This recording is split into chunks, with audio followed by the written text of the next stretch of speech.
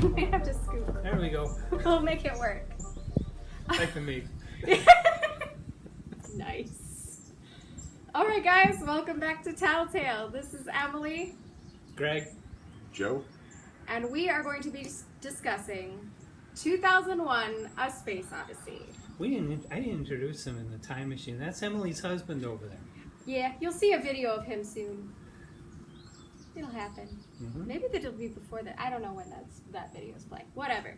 November. That's Joe, my husband. There he is. Anyway. So, 2001 A Space Odyssey. Uh-huh. I want to chime in to start this one off because my mother took me to see the movie in 1969. I was all 5 years old and very impressionable, and I didn't understand a thing I was seeing, well, except I did know the solar system, so I got that part. But the rest of it, no clue, but it totally blew my mind, blew me away, and stuck with me for years and years and years. And when I started reading science fiction, I tracked down the book. I first read Arthur C. Clarke's Earthlight, and then I was looking for more Arthur Clarke and found out he wrote the novelization to this great, great movie. And I believe read the book and fell in love with it. Sorry to interrupt. I believe that he actually wrote it at the exact same time he and Stanley Kubrick were writing the script. Yes, he was. That happens a lot with movie novelizations. They're being written, because of the marketing need to have that on the shelves as soon as the movie comes out. They're writing it at the same time, so that's why a lot of times, like with the original Star Wars novelization, there's a lot of differences between the book and the movie. Mm-hmm. Even though the movie was the original concept and the book was written just as a marketing piece to go with it. I kind of appreciate that though, because it almost is easier to translate what's being written in the book into a script than it is vice versa. So you kind of have to do it simultaneously and have the story written out in order to, at least in my brain, that would make better sense to be able to write the scene and then translate that into a script. Mm-hmm. Now, of course, Arthur Clarke was writing both. He was writing the script along with Stanley Kubrick, and Stanley Kubrick being Stanley Kubrick, Clarke was being, herded in Kubrick's direction, and so then he went home and worked on his own book and made it a little bit different from the movie, a little easier to understand, I think. Mm-hmm. It's not just difficult to understand Kubrick's vision, but also translating this whole concept from movie to paper. I think Clarke had an easier time using words to express the concepts than Kubrick did. Because he was first and foremost a writer. Yeah. Mm-hmm. And it's very, very difficult, especially when you're talking about the differences between a novel and a movie, because a book has the ability to actually be a little bit more vague, because it allows your imagination to kind of fill in some of the descriptions that they have in there, whereas a movie is strictly visual. And you can kind of really see that with the film 2001, because it's like 2.5 hours long and there's like 40 minutes worth of dialogue in it. Mm-hmm. It's like a film that's based almost entirely on visuals. Mm-hmm. So because of that one fact, I would almost, not quite, but I would almost refer to this almost like as an entirely different animal than the movie. I could see that argument being made, and it has to be though, because there's more perspective and internal dialogue in a book that there isn't represented in the movie. And I actually just watched the movie last week, and then read this in like a day, and I was like, there was a point in the movie, I had only ever seen, when I was a kid, I had seen it up to the point where Hal gets shut down, and that in my brain is where the movie ended. And then people were like, oh, but you didn't see the Stargate part? And I'm like, what? There was more to that? What? And then I watched it, and I was like, oh, this is 20 minutes of just psychedelic, crazy mumbo-jumbo. But then I read the Stargate part in here, and I totally understood why they did the psychedelic, crazy mumbo-jumbo. Because that was literally what was being described in here, in some parts. The movie did the best they could for the technology of the day of describing what was going on there. And, falling through a dark box. Without spoiling anybody who hasn't read it, is an extremely advanced concept about the future of mankind. Yes, the time bending is very interesting. And the end of the movie versus the end of the book is also different. Not super different, but different enough where you're just kind of like, oh, that's better explained here than it was in the movie. Or especially that very, very end part with the Star Child. Yeah. Made so much more sense when Yeah. I read this. And I guess there's sequels to this one too, right? Yes, there's a 2010 Odyssey 2, which was made into a movie also in 1984. Peter Hyams. Yep. And then they made 2061 Odyssey 3. Both of those ones have the character of Haywood Floyd as the main character. He's a character in a portion of this story. The man who goes to the moon. And then the last one is 3001, The Final Odyssey. And Yes. I was actually pleasantly surprised at who they made the hero of that one, and I'm not going to spoil it. Okay. Yeah, but I liked understanding that Star Child thing, because when I was watching it, I'm like, I feel like I'm high watching this. Like, I don't understand what any of this imagery means. So it must have been awesome But then- to be like a hippie and see that movie in the Oh 60s. gosh, Yeah. no. I Put think on I'd throw up. 2001 and Pink Floyd's Dark Side of the Moon and drop acid, and then Oof. people were... I- that was the thing back then. I would throw up. Like, I think I had a beer while we were watching it, and I was just like, I was dropping F-bombs. Like, I don't know what I'm watching. What is this? I don't understand.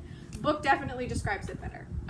It gives you, like, more rationalization. There's a little bit more understanding of the alien species, too, of what they are and how they became what they are. I thought that was far more fascinating. Instead of the ambiguity of not knowing what they're encountering, there's a very small bit that kind of describes what they are. I appreciated that they were not humanoid. Yeah. I always get kind of like, if beings lived in different parts of the universe and in different planets with different atmospheres and all these other things, why do they all look like people? Because, like, you can't guarantee that's the best thing, evolutionarily speaking, for that atmosphere. But, Clarke was also employing Clarke's law. That any sufficiently advanced technology is indistinguishable from magic. Yeah. And 2001 is kind of a coming together of a lot of the ideas that run through all of the books Clarke wrote before that. The whole section on the moon is very much drawing from the novel Earthlight. The part about discovering an alien artifact on the moon, of course, is The Sentinel, a short story Clarke wrote. Which he later said in interviews was like the main inspiration for expanding it into a novel form. Yeah. But then the ideas about the future of human evolution, that's coming straight from Childhood's End. So it's like a distillation of all of Clarke's ideas into this one, obviously not too massive book, but very, very intellectually heavy book. A lot of stuff in there that you can read it over and over again and always get something new out of it. Biggest theme in here I realized was existentialism, for the most part. People trying to understand who and what they were. And of course, when you're a little ship flying in the infinite universe of space and time, you start really thinking about how small you truly are and what that means in the universe and what, personal meaning is and meaning of life in general, and then encountering this alien. Not even what they encounter is not actually the life form itself. It is the tools of the life forms. And just encountering these but not knowing where they came from and what does that mean to you and to the world that you just left behind for who knows how long. All of those were really big questions that were constantly coming up. And then the whole thing of artificial intelligence having the capacity to corrupt like that. Because how? Yeah, interestingly, the most human character in the whole movie and book is Hal, the computer that the AI goes haywire. Yep, he goes psycho. Contrary to popular belief, because Arthur C. Clarke was always tired of having to explain this to fans of the book or the movie, that HAL is not an inversion of IBM. No. A lot of people thought it stood for IBM, but HAL for HAL 9000 actually stands for heuristic algorithmic. Don't ask me what that means. I remember learning about it in a psych class once in college. Humanoid algorithm. It was basically like a computer that's programmed to think like a person. Mm-hmm. But that was always what was so interesting to me about AI, is that computers are incapable of being illogical. Because, like, I think there was this experiment where they programmed a computer to reinterpret the story of the crow and the fox. It's an Aesop's fable. Okay. And when the crow is, the fox is supposed to tell the crow, oh, you're so beautiful, your voice is beautiful, you should sing, and drops a piece of bread out of his beak to sing. And then the fox absconds with it and runs away and gets his food from stealing it. Mm-hmm. When they fed that into the computer to interpret the story, the crow notices he has bread, eats it, then sings. Mm-hmm. Because in their mind, it's like, oh, I have bread. I would eat that. That's what I got it for. Right. So the computer was unable to conduct a flaw. Mm-hmm. I think it's interesting to think of AI trying to deal with a flaw. And in this case, the flaw was being deceptive to his crew about what the true mission was, to the point where he went psycho and started rationalizing everything else to be superior over that one flaw. Mm-hmm. And I think it's interesting to think of deception as a flaw. Mm-hmm. So that's one that'll rattle your brain a little bit.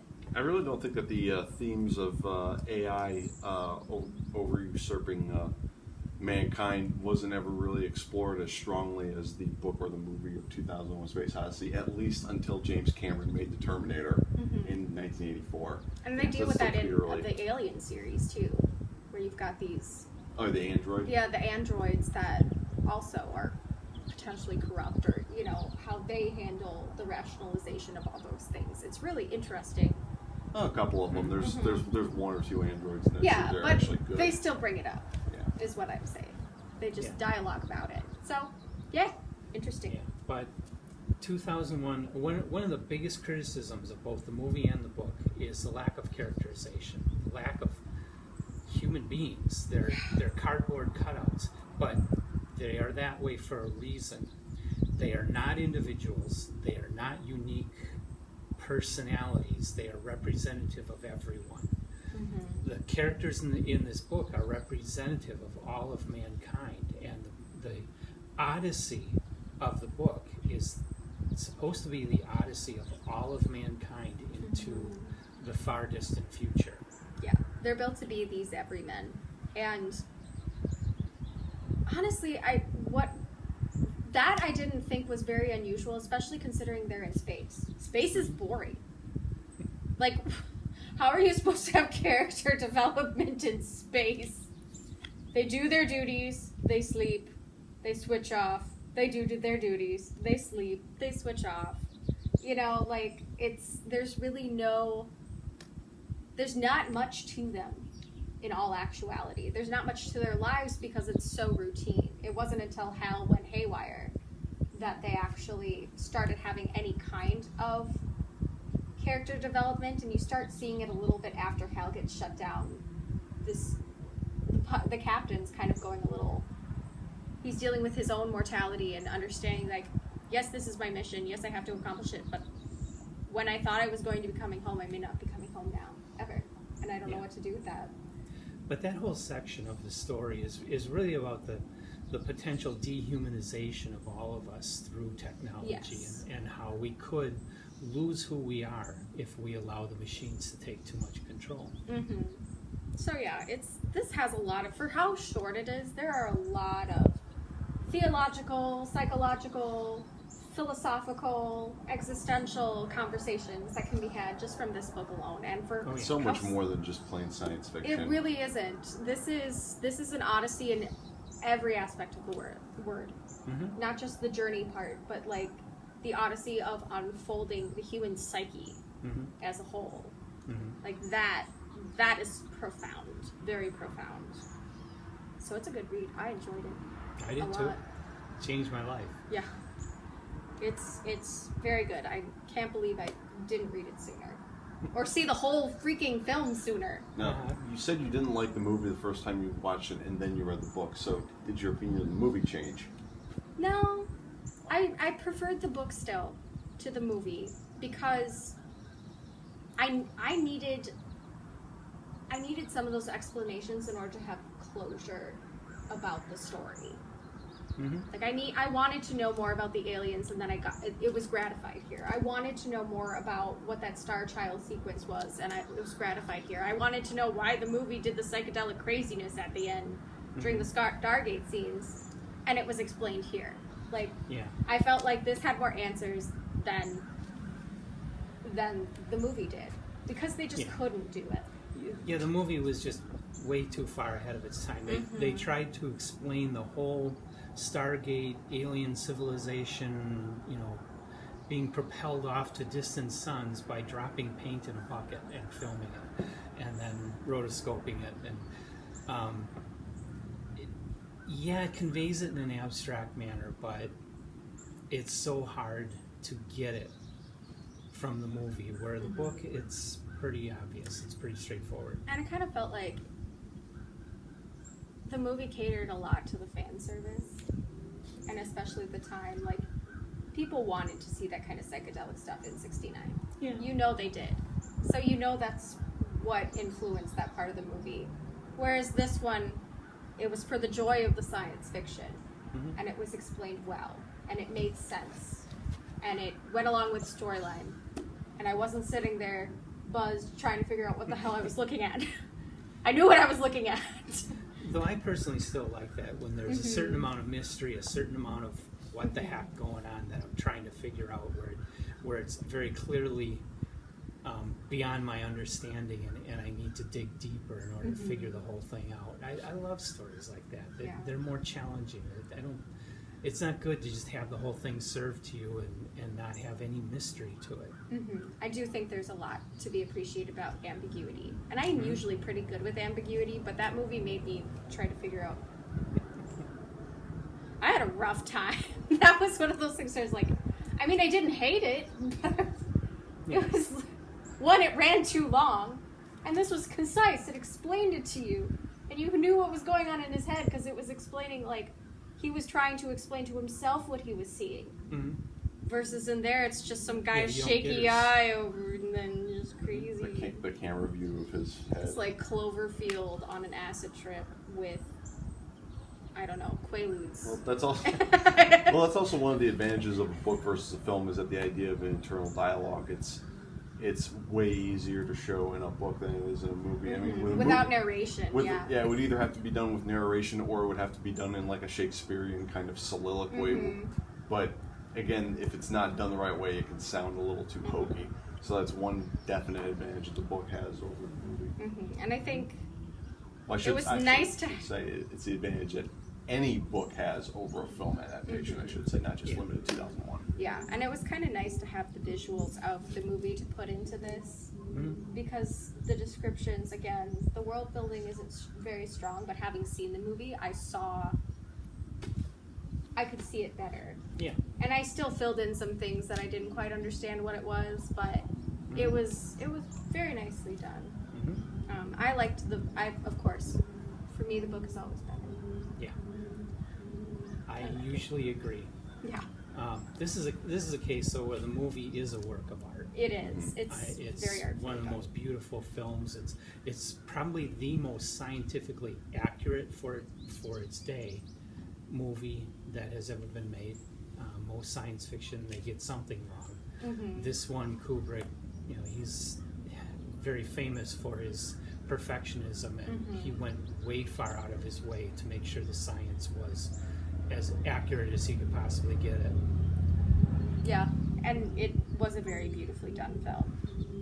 It was. So I would say, I think we're pretty much in consensus when we say you should see the film and read the book. Yeah, the two kind of doesn't matter which you do first, because I survived having done the film first and then reading the book. But I still think it's best to see the film first, and then get the answers out of the book, because you do have that. That trip. was kind of fun. If you have it all explained to you ahead of time, you know what to expect. So yeah, I think this is a great piece of literature. It's no wonder it's a sci-fi classic. It's no wonder it was, it's also a film. It's just a great story. So yeah, it is. Highly really is. recommend. And it attempts to do something that nobody else has ever done, is try and take human history from the moment man was instilled with intelligence all the way out to our ultimate form. For such a short book, and she said the movie's too long. The movie isn't long No, enough it's to not really long. get into all that. The movie's not long. There was just sequences in the movie that really made you feel like space was super boring. And I know that was intentionally done because space is super boring. And you had to understand the monotony of the lives of these guys who are trained to do this. But at the same time, it was just like, I didn't need 20 minutes of psychedelic crazy or 20 minutes of watching the ship fly through the darkness of space. That was a little... But it set the tone. Yes, it really did, It really though. set the stage and gave you the feeling that Kubrick was after. Yeah. So, and I think it's just interesting to have a book that's written simultaneously with a film. I didn't realize they did that. I always thought it was script first, then book. I didn't realize they did them simultaneously. Unless, except something like Blade Runner, where the book was written in the 1950s and the movie was made in the 1980s, that's different. But in cases where the movie was a unique object and they wrote a novelization, 2001 Star Wars, they're writing the book at the same time the movie is being made. Yeah. And so every time the director changes the script, well, the author doesn't have time to change the book. It's already going to press, That was the editor's call. Yeah. But yeah. So yeah, great piece of literature. Anything else we want to say? I think covers it. All right. Well, we hope you guys enjoyed this video. We hope you enjoy 2001: A Space Odyssey, both the book and the film. Like, subscribe, comment. Tell us what you think, what you thought. Tell us whatever your feelings are. Tell us how your psychedelic crazy encounter in the movie was. It scared me.